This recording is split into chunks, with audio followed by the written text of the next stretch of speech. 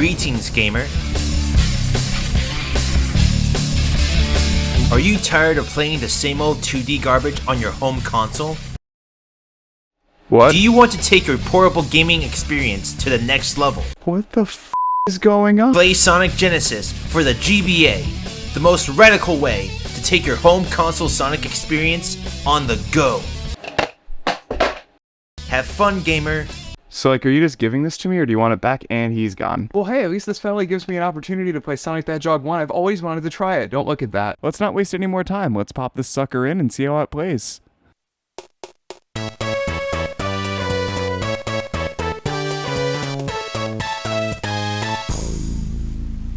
Now, before we talk about the obvious things, which don't worry, we will get to, let's talk about some of the things that would make this a bad port right out of the gate. The classic Sonic games have had a history of amazing music in them, with tons of fan renditions and remixes throughout the years. However, as opposed to bit-crushing the original music to fit it on a Game Boy cartridge, the developers of this port of Sonic 1 decided to use general MIDIs as the background music, which is certainly something. The original Sega Genesis sound chip has always had this sort of dirty twang sound to it, but this version doesn't have a dirty sound to it, it just sounds like dirt.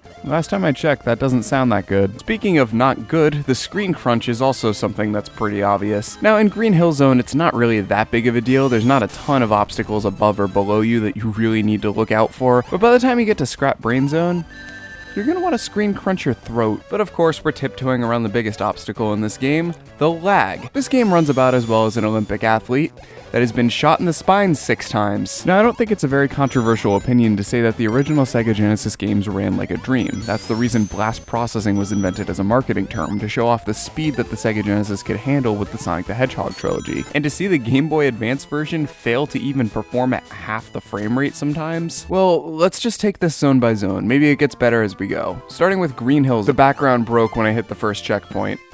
What kind of asshole does that? The first battle with Dr. Robotnik can be beaten in literal seconds. All you have to do is spam the A button when you're near him and you'll just lock onto him. It's like Sonic's an ex-wife that just doesn't get the hint. In the original game, you bounce off of him, just like how your ex-wife's alimony checks bounce at the bank. God fucking damn. Next up is Marble Zone, and believe it or not, the lag actually helps out a little bit with the platforming over the lava in this section. See, it's not a bug, it's a feature. This is also the level where I realized if you look up, these sprites are misaligned, which is your sheer sign of quality. It's not a bug, it's terrible. Next up is Spring Yard Zone, a zone famous for its rolling physics. Rolling physics as in you physically cannot roll properly in this game.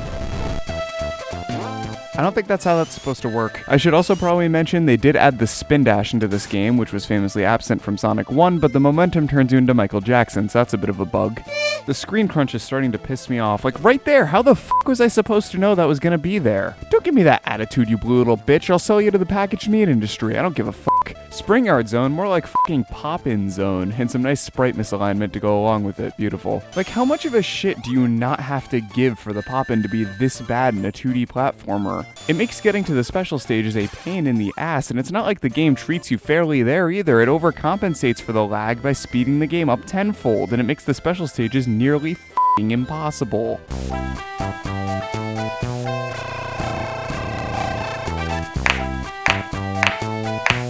How would you like to play the water level of a video game with additional lag? I swear paint dries quicker than this, and I haven't even taken it out of the goddamn can yet. Well, at least we're done with Labyrinth Zone. Next up is Starlight Zone, which is my favorite zone in the game. I can't wait to hear how badly they butchered the f***ing music.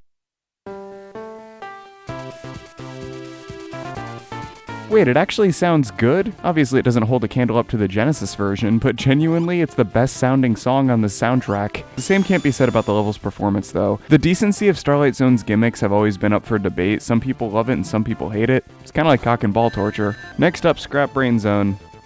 It sucks. Act 3 wasn't fun in the original game, and it barely functions in the Game Boy version.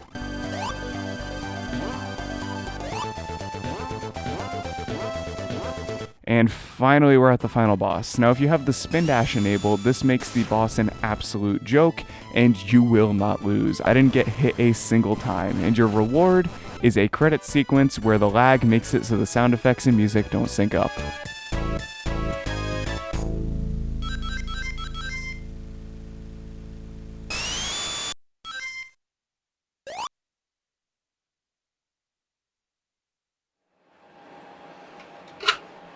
Well, to quote both Sonic and me when I eat dairy, gotta go fast.